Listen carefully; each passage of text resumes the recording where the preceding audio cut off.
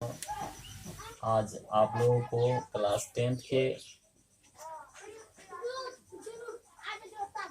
त्रिकोणमिति का चैप्टर अध्याय 8 का 8.1 के पहला सवाल से हल करेंगे। जो कल जो वीडियो डाला गया था उसमें उसके बेसिक कॉन्सेप्ट और सूत्र के बारे में जानकारी दी गई थी। तो आज हम लोग सवाल नंबर 1 से शुरू करेंगे।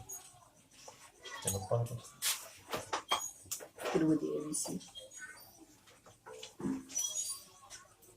त्रिभुज ABC सवाल है कि त्रिभुज ABC में जिसका कोण B समकोण है। तो सबसे पहले हम लोग त्रिभुज ABC पढ़ेंगे।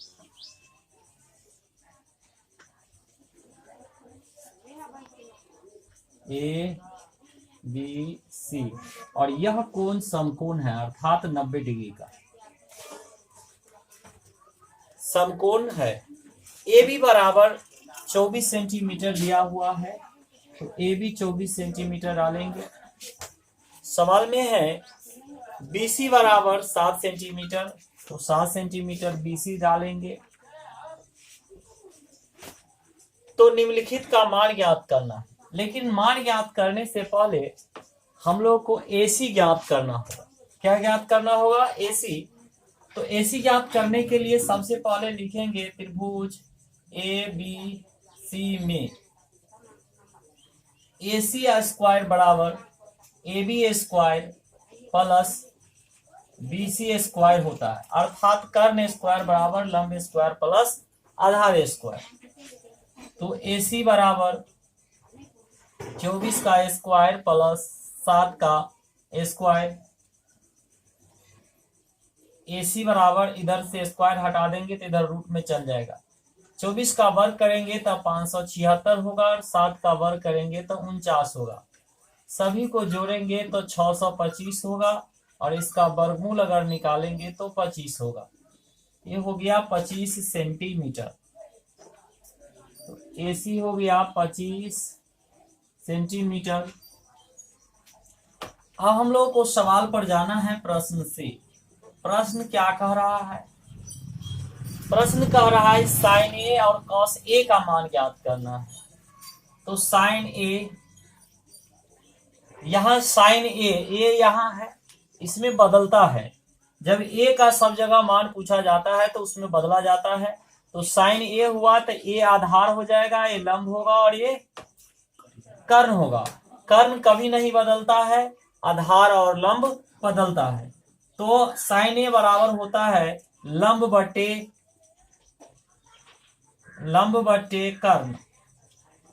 कर्ण। तो यहाँ पर लंब कितना हो जाएगा? 7 बटे 25। दूसरा है सवाल इसमें कि कॉस A बराबर कॉस A। तो कॉस A अभी आधार रहेगा। कॉस A ये यहाँ है तो ये आधार होता है। तो कॉस A बराबर आधार बटे कर्ण होता है, अर्थात 24 बटे 25 होगा। पुनः सवाल नंबर दूसरा का पहला है, इसी में 2 सवाल है। साइन C,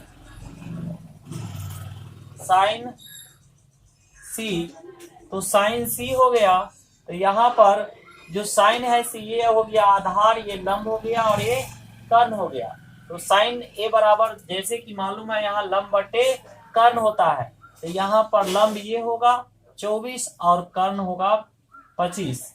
दूसरा सवाल है पुनः दूसरा है कॉस C। तो कॉस C ये आधार हो गया और ये लंब और ये कर्ण। तो कॉस C बराबर जैसे ऊपर में सूत्र लिखाया गया आधार बटे कर्ण, तो 7 बटे जो 25 हो जाएगा। इस तरह से हमारा ये सवाल कंप्लीट हो गया। यह पूरा सवाल हम लोगों को इसी तरह से बनाना है और यह सवाल नंबर 1 जो है समाप्त हो गया। तो अगले सवाल की ओर हम चलते हैं। सवाल नंबर 2।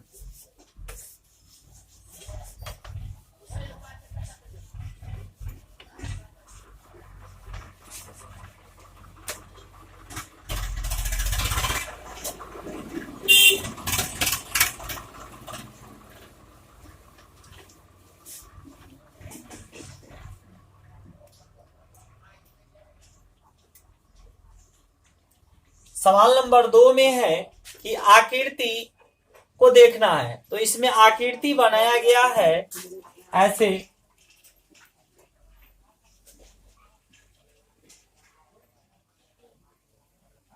पी क्यू आर, जिसमें पी क्यू बराबर 12 सेंटीमीटर दिया हुआ है और पी आर 13 सेंटीमीटर दिया हुआ। तो हम लोग को इसमें क्यू आर ज्ञात करना होगा। तो सबसे पहले लिखेंगे त्रिभुज पी क्यू आर में, त्रिभुज पी क्यू आर में तो क्यू आर स्क्वायर अर्थात आधार स्क्वायर, यह आधार है, लंब है और कर्ण है। तो क्यू आर स्क्वायर बराबर P R square minus P Q square होगा।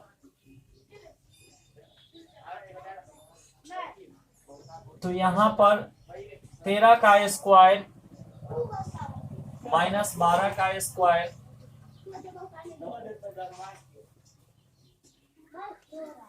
तो 13 169, 12 बार हम 44 से, अर्थात 13 का वर्ग करेंगे तो 169 होगा, 12 का 144 होगा।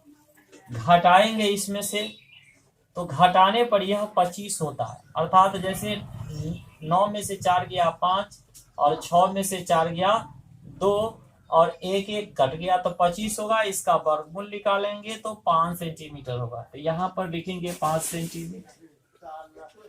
प्रश्न से डालेंगे, प्रश्न क्या कह रहा है। प्रश्न कह रहा है कि 10p माइनस कॉट आर का मान निकाले। 10p माइनस कॉट आर, तो 10p है तब p यहां आएगा तो इसका जो मान बदल जाएगा। यह 10 जो यहां आएगा तो इसका मान क्या हो जाएगा, बदल जाएगा। तब p यहां पर हो गया, ये आधार हो जाएगा, ये लंब हो जाएगा। कर्ण कभी नहीं बदलता है, तो लंब बट्टे क्या होता है, लंब बट्टे आधार होता है। तो लंब आपको यह बदलेगा तो 5 हो जाएगा और आधार क्या होगा 12। और कॉट आर यहां है तो यही आधार रहेगा, लंब रहेगा और ये कर्ण रहेगा। तो यहां पर होता है कॉट आर बराबर आधार बट्टे क्या होता है, लंब होता है। तो लंब कितना हो गया, आधार लंब हो गया 12 और आधार हो गया कितना 5। तो 5 बट्टे कितना होगा 12। आप 12 का एलसीएम निकालेंगे तो होगा 12। इससे भाग देंगे तो एक मर्तबे 1 से 5 को गुना करेंगे 5 होगा, 1 से फिर से 12 से इसमें भाग देंगे एक मर्तबे 5 से, घटाएंगे इस दोनों को तो 0 होगा और काटेंगे तो इसका आंसर 0 होगा। इस तरह से सवाल नंबर 2 भी कंप्लीट हो गया और इसी तरह से ये सवाल को बनाया जाता है। आगे की ओर हम लोग सवाल नंबर 3 पर चलेंगे।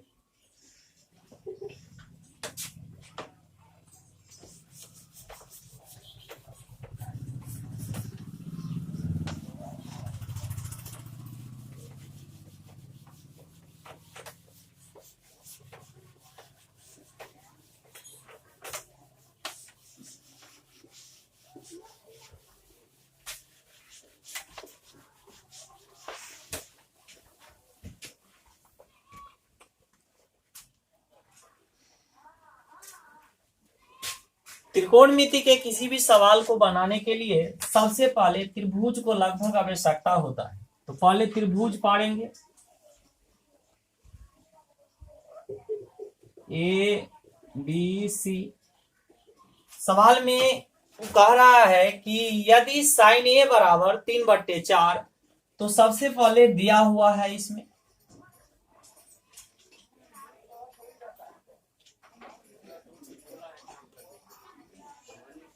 साइन ए बराबर 3/4। तो साइन ए बराबर सूत्र आपको मालूम होता है कि क्या हो, अर्थात इसको हम लोग P से भी डिनोट करते हैं, H हो गया B हो गया। तो साइन ए बराबर होता है लंब बट्टे कर्ण। तो लंब बटे कर्ण, तो यहां पर यह जो है ये लंब हो गया और यह क्या हो गया, कर्ण हो गया। तो यह लंब लंब के स्थान पर चल जाएगा और कर्ण कर्ण के स्थान पर चल जाएगा। तो हमको अभी ज्ञात करना है आधार। आधार ज्ञात करना है, तो चूंकि सूत्र होता है इसका आधार स्क्वायर बराबर कर्ण स्क्वायर माइनस लंब स्क्वायर। आधार स्क्वायर बराबर, तो कर्ण का मान कितना है 4 का स्क्वायर माइनस 3 का स्क्वायर। बी पर से स्क्वायर हटाएंगे तो यहाँ 16 हो जाएगा, यहाँ रूट में 9 हो जाएगा। दोनों को घटाएंगे 7 होगा, और 7 का कभी भी वर्गमूल नहीं निकलता है, इसीलिए यह रूट के अंदर में ही 7 हो जाएगा। अब हम लोग प्रश्न की ओर आएंगे कि प्रश्न क्या पूछ रहा है। से प्रश्न कह रहा है कि cos A और tan A का मान निकाले। तो cos A बराबर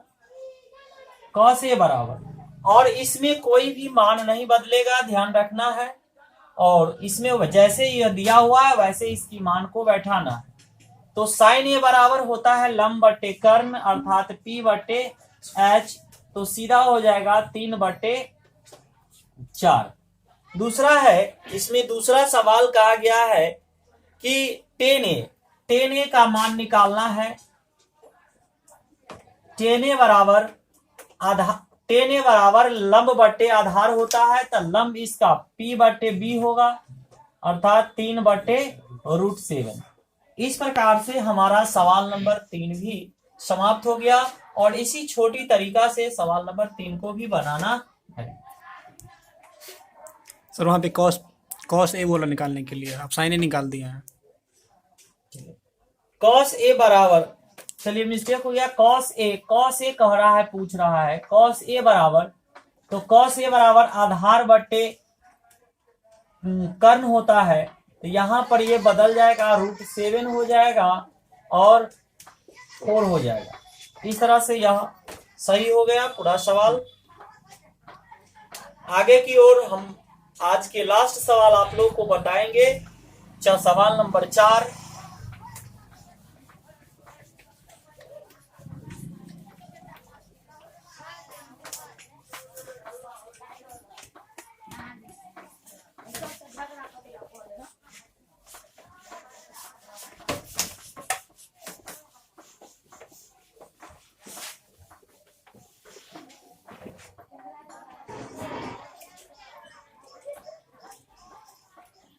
सवाल नंबर 4 के लिए भी पहले त्रिभुज बनाना होगा।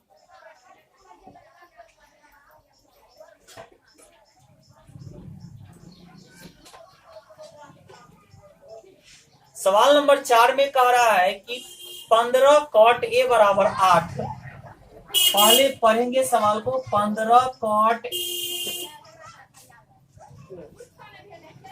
बराबर 8, तो सबसे पहले हम लोग इसको लिखेंगे cot A 8 बराबर 8/15 होगा। तो cot A बराबर सूत्र होता है आधार बटे कर्ण। आधार यहाँ पर हम लोग 8 रखेंगे, आधार बटे लंब होता है 8 हो गया, और जो है लंब इसमें 15 डालेंगे। P यहाँ H है, तो हमको ज्ञात करना है कर्ण।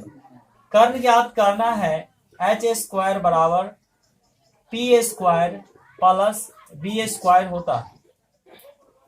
h बराबर लिख सकते हैं 15 के स्क्वायर 8 का स्क्वायर। 15 का वर्ग करेंगे तो 225 होता है और 8 का 64 होता है। अब दोनों को जोड़ेंगे, 4 और 5 को जोड़ेंगे 9 होगा, 6 और 2 को जोड़ेंगे 8 होगा, और ये 2 का। अब हम लोग 289 का वर्गमूल भी ज्ञात करेंगे। तो 289 के वर्गमूल ज्ञात करने के लिए हम लोग आसान विधि का भी प्रयोग कर सकते हैं, जिस तरह से हम जानेंगे कि 9 किसके किसके अंक के फैक्टर में आते हैं। तो 3 के और 7 के, 2 ऐसे अंक हैं जिनके वर्ग करने पर अंत में जो है 9 आते हैं। तो वर्गमूल का नियम है कि 2 का जोड़ा लगाया जाता है। तो 2 अंक यहां से काट देंगे और हम देखेंगे कि ये 2 किस किस के वर्ग के बीच में आता है। तो 1 के और 2 के बीच में आते हैं। अब 1 और 2 दोनों को गुना करेंगे तो 2 होगा। तो यह 2 क्या होता है, 2 बराबर हो जाता है। तब पहले यहाँ पर 1 लिखेंगे क्योंकि 1 ही होगा, छोटा अंक ही लिया जाता है इधर। और जब बड़ा हो या बराबर हो तो बड़ा वाला अंक लिया जाता है। 2 1 को गुना करेंगे तो 2, तो 2 से जो है ये 2 बराबर है, इसीलिए बड़ा वाला अंक लिया जाएगा। अर्थात इसका वर्गमूल जो है आपका 17 हो जाएगा। अब हम लोग सवाल की ओर चलेंगे कि सवाल क्या पूछ रहे हैं। सवाल कह रहे हैं कि साइन ए और सेक ए का मान ज्ञात करना। तो साइन ए ध्यान रखना है, इसमें भी सवाल में चेंजिंग नहीं होगा। साइन ए बराबर, पहले यहां पर इसको 17 को लिख लेंगे। साइन ए बराबर P बटे H अर्थात 15/7 होगा। उसके बाद है सेक ए। सेक ए बराबर होता है H बटे B, H बटे B अर्थात 17/8। इस प्रकार से ये सवाल नंबर 4 भी समाप्त हो गए और आज का कक्षा भी समाप्त होते हैं। कल हम लोग जो शेष बचा हुआ है इससे आगे की पढ़ाएंगे।